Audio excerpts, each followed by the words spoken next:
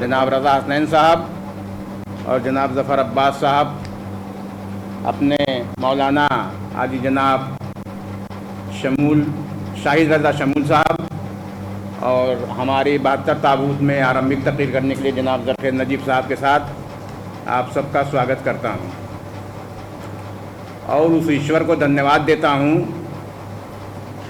जिनकी कृपा से 3 वर्षों बाद फिर 72 ताबूत के सिलसिले में आपसे बातचीत करने का मौका मिला। हमारी इसके पहले 72 ताबूत की प्रेस कॉन्फ्रेंस 2019 में हुई थी और 2020 और 2021 का दौर जिस तरह से गुज़रा वो सब आपके सामने है। लेकिन माननीय अध्यक्ष जी की कृपा से 2020 और 21 में भी हमने ज़िला प्रशासन से गाइडलाइन के अनुसार लिखित अनुमति प्राप्त की, जिसकी मूल प्रति यहाँ मौजूद है। 2020 में भी शासन से अनुमति मिली और 2021 में भी शासन से अनुमति मिली कि आप 72 ताबूत का कार्यक्रम शासकीय गाइडलाइन का पालन करते हुए कर सकते हैं। अब इस वर्ष भी हमें अनुमति प्राप्त है। आप सबकी मेहरबानी से और आपकी कलम और मानसिक ताकत से आज 72 ताबूत प्रयागराज का न केवल इस शहर का बल्कि आसपास के क्षेत्रों के भी मुहर्रम के मातमी जुलूस में सबसे बड़ा जुलूस हो गया है। और हमारे लिए संतोष की बात ये भी है कि उन ज़िलों में उत्तर प्रदेश के जहाँ ये ताबूत नहीं होते थे वहाँ के लोगों ने भी प्रयागराज आकर आप लोगों की कथनी को देखा, कलम को देखा और हम लोगों के इंतज़ाम को देखा और उसके बाद अपने अपने ज़िलों में भी 72 ताबूत शुरू कर दिया है। और जिस समय इलाहाबाद में शुरू हुआ, हम बिलग्राम के बाद सेकंड थे, उस समय लखनऊ में भी नहीं था, लेकिन आज की तिथि में इलाहाबाद में ही इलाहाबाद और कौशाम्बी मिलाकर कम से कम 5 जगहों पर 72 ताबूत निकाला जा रहा है। लेकिन प्रयाग के 72 ताबूत की गरिमा अपने आप में ही अलग है। आप लोगों को प्रेस नोट दिया जा चुका है और हमने ये भी सावधानी बरती है कि उर्दू वाले प्रेस को उर्दू में, हिंदी वालों को हिंदी में, अंग्रेज़ी वालों को अंग्रेज़ी में दिया जाए। इसके अलावा व्हाट्सएप पर भी मेरे पास मौजूद है। मेरा नंबर 9450 62 27 42 भी प्रेस नोट में लिखा हुआ है। आप व्हाट्सएप में भी ट्रांसफ़र करा सकते हैं। मैं वो सिस्टम नहीं जानता, नहीं अब तक आपके पास पहुंच गया होता, लेकिन हमारे नौजवान मौजूद हैं। आप अपना व्हाट्सएप नंबर जो हमारा पर्चा सर्कुलेट हो रहा है व्हाट्सएप नंबर दे दें, आपके व्हाट्सएप पर भी पहुंच जाएगा ताकि टाइपिंग के झंझट से भी आप बचें। 72 ताबूत इस शहर की शान है और विभिन्न समाचार पत्रों ने पिछले वर्षों में इसको जगह भी दी है। एक किसी पेपर में हेडिंग लगी थी, 1 साल इलाहाबाद के आज़ादारी का खुलूस, 72 ताबूत जुलूस। एक अखबार ने इलाहाबाद के सांस्कृतिक कार्यक्रम छापा था जिसमें यहाँ की रामलीला यानी दशहरा, कुंभ मेला और 72 ताबूत इसका भी तज़किरा किया था। तो आप सबसे भी गुजारिश है, जो हमारे पहले के साथी हैं वो मेरे बारे में अच्छी तरह जानते हैं, जो लोग नए आए हैं उनको भी स्वागत है और उनको भी बताना है कि इस जुलूस की गरिमा अपने आप में निराली है।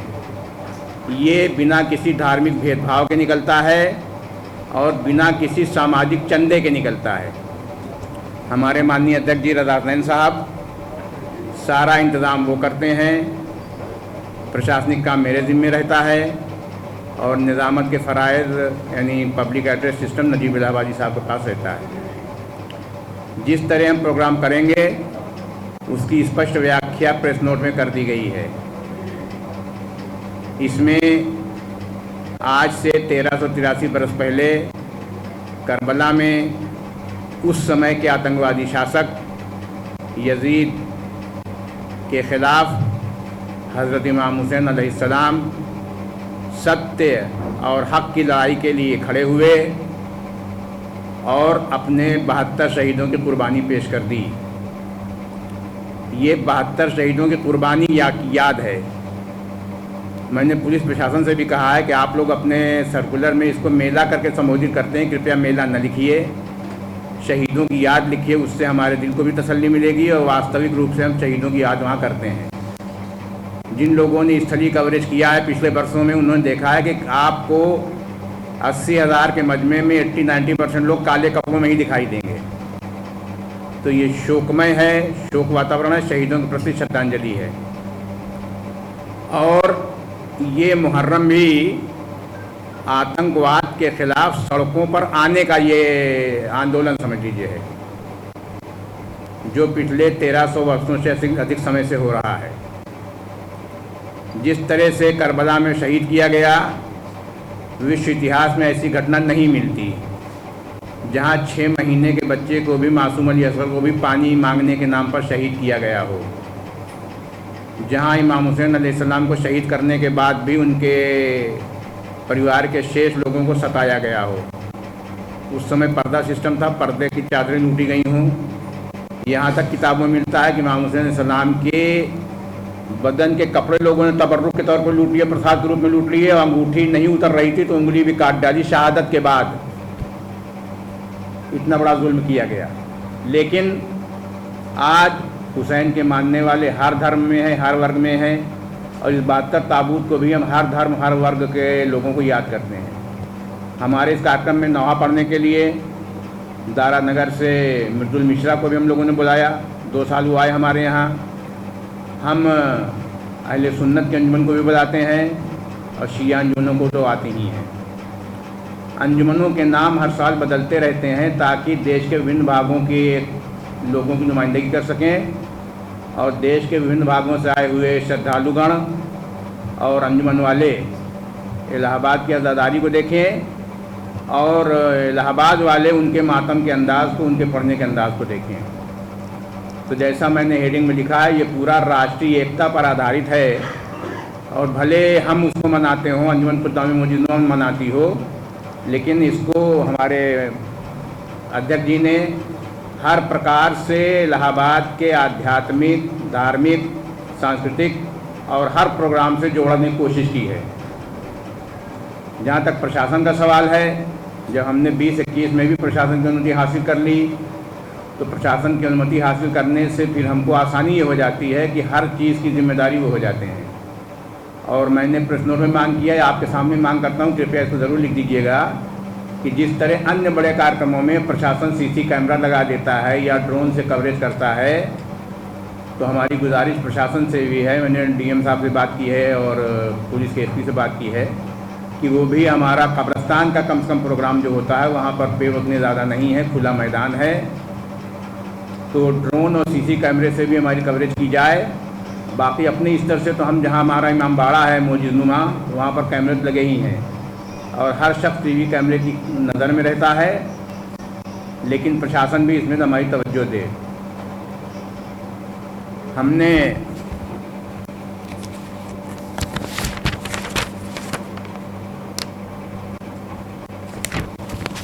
एक और किरदार पेश किया है।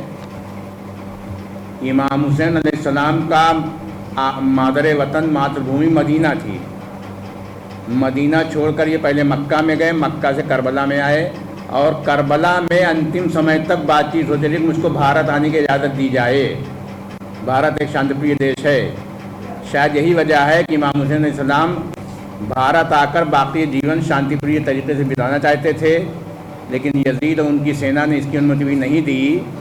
तो भारत वालों को आज तक अफसोस है, और हमारे हिंदू भाई नौहा भी पढ़ते हैं कि भारत में अगर आ जाता, आँखों में उतारा जाता, यूँ लाल बनी हाशिम का धोखे में न मारा जाता। आज भारत में हर वर्ग, कश्मीर से लेकर कन्याकुमारी तक मुहर्रम मनाया जाता है, चाहे वो पूर्वोत्तर के क्षेत्र हो, आसाम, मेघालय, मणिपुर, और चाहे कर्नाटक, केरल, चाहे कश्मीर, पंजाब, हर जगह हुसैन की याद है। उसी याद को हम भी मना रहे हैं। और आपसे निवेदन है कि आप सभी सादर आमंत्रित हैं 21 सितंबर को। वहाँ दरियाबाद कब्रिस्तान में एक पंडाल लगा रहेगा, वहाँ कुर्सियाँ रहेंगी, मीडिया सेंटर का बैनर लगा रहेगा, वहाँ पर हमारी टीम आपको मिलेगी। आप वहाँ पर कवरेज भी अच्छी तरह से कर सकते हैं। और मैं बता रहा था कि जब ये काफ़िला शहीद होने के बाद मदीने इतना कैसे हो कि वो इमाम हुसैन शहीद कर दिए गए। तो मदीने में उस समय बशीर इब्न जज़लम नाम का एक व्यक्ति था जिसकी आवाज़ भी अच्छी थी और जो इस्लामिक हिस्ट्री से वाकिफ़ भी था, ज्ञाता था। तो बशीर इब्न जज़लम ने ऊँट पर सवार होकर मदीने वालों को इत्तला दिया कि करबला में इमाम हुसैन सलाम शहीद कर दिए गए। तो बशीर इब्न जज़लम का भी चरित्र चित्रण हम वहाँ पेश करेंगे। हमारे ऊँट होंगे, अरबी ड्रेस होगा और पब्लिक एड्रेस सिस्टम से बशीर इब्न जज़लम का किरदार भी वहाँ पेश किया जाएगा। इसके अलावा शहादत के बाद बच्चों को जिस तरह कैद किया गया, इमाम की 4 साला बेटी सकीना को सताया गया, उनकी याद में भी दरियाबाद कब्रिस्तान में याद सकीना के कार्यक्रम होंगे। जंजीर का मातम भी लास्ट में होगा।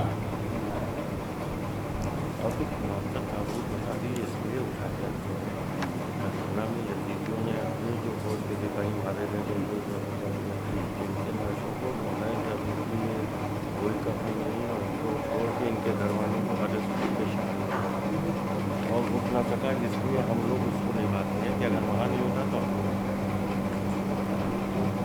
हाँ, ये 72 शहीदों की याद क्यों है, क्यों मनाते हैं, इस पर भी मैं प्रकाश डालना चाहता हूँ।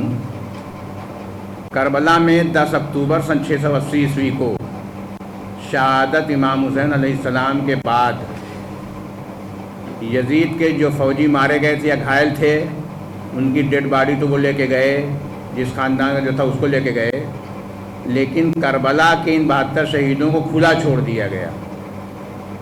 अब इन 72 शहीदों के शव नहीं दफनाए गए। 3 दिन बाद काफ़िला बनी असद के लोगों ने इन शवों को दफनाया और ये बड़े दुख की बात थी कि पैगंबर के नवासे थे, हज़रत मोहम्मद साहब के नवासे थे इमाम हुसैन अलैहिस्सलाम, लेकिन उनके साथियों के शवों को नहीं दफनाया गया। तो आज उसी की याद हम मनाते हैं। करबला में तो नहीं दफन हो सके, लेकिन भारत के कोने कोने में उन शवों को दफनाने की याद में 72 शहीद याद किए जाते हैं और 72 शहीदों का मातम होता है और ये 72 जिंदा हैं। और गांधी जी ने भी डांडी मार्च जब किया 29 मार्च 1929 को,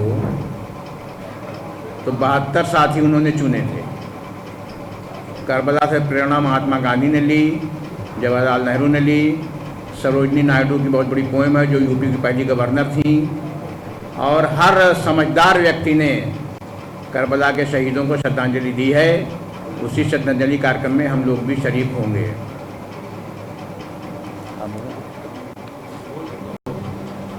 भाइयों अजीज़ों, जैसा कि मास्टर रज़ादार साहब से आप समाअत कर रहे थे, सुन रहे थे, हुसैन हर इंसान के रोशन ज़मीर का नाम हुसैन है और हमें बहुत फ़ख्र है भारतीय होने पर कि हमारा जन्म भारत की ज़मीन पर हुआ, इस भूमि पर हुआ, क्योंकि यजीद जैसा जालिम जाबिर जो अपने वक्त का बादशाह था, उसकी 1/3 दुनिया पर हुकूमत थी, सिंकेनियान बॉर्डर तक। लेकिन हमें फ़ख्र और नाज है अपने भारत की ज़मीन पर कि न कल उसके नजिस पाँव इस धरती पर आए और न आज। हम हुसैन किसी एक मज़हब से नहीं हैं, हुसैन हर इंसान के हैं, तमाम इंसानों के हैं, और जो भी हक़ का साथ देगा, जो भी सच की तरफ रहेगा, वो हर बंदा हुसैनी है। क्योंकि ये जो जुलूस किसी भी शक्ल में आप मुहर्रम का देखते हैं, जो यादें शहीदों की मनाई जाती हैं, चाहे 72 ताबूत हो या दीगर शक्लों में मजालिस वग़ैरह बर्पा होती हैं, तो ये जो जुलूस है ये एक किस्म का प्रोटेस्ट है, प्रदर्शन है, एजिटेशन है, बातिल के ख़िलाफ़, भ्रष्टाचार के ख़िलाफ़, जुल्म जालिम के ख़िलाफ़। और ये लड़ाई भी करबला की हक़ और बातिल की लड़ाई थी। यजीद अपने वक्त का बहुत बड़ा दहशतगर्द था, वो बहुत जालिम इंसान था कि जिसने मौला हुसैन को नैनवा की ज़मीन पर, करबला की धरती पर 10 मुहर्रम को 72-71 साथियों के साथ उन्हें शहीद भी किया, उनके घर वालों को असीर कर लिया और बड़े मज़ालिम जितना हो सका उतना जुल्म उन लोगों ने किया, कोई कसर नहीं उठा। उन्हीं की याद हम मनाते हैं और हमें फ़ख्र भी है और नाज भी है अपने भारत पर कि हमारे यहाँ तमाम हर मज़हब व मसलक और मिल्लत के लोग जो है मौला हुसैन की याद किसी न किसी शक्ल में मनाते हैं और उन्हें याद करते हैं। बल्कि मैं एक जुमला कहकर बात को तमाम करता हूँ, जब मैंने गौतम बुद्ध जी को पढ़ा था और कृष्णा को पढ़ा था तो मैंने वहाँ भी ज़िक्र देखा था मौला हुसैन का। गौतम बुद्ध ने भी ज़िक्र किया था मौला हुसैन का, और जबकि बज़ाहिर मौला हुसैन दुनिया में नहीं आए थे उससे पहले उन्होंने कहा था कि मैं हैदर का गौला हूँ और ये होने वाला है। और कौरव पांडवों की लड़ाई के दौरान भी अर्जुन से जब बात कर रहे थे उस वक्त भी कृष्णा ने जो है अर्जुन से जब बात की थी तो थोड़ा ज़िक्र उन्होंने उस वक्त भी किया था। मैं आप सबका बहुत बहुत शुक्रिया अदा करता हूँ कि आप सब तशरीफ़ लाए।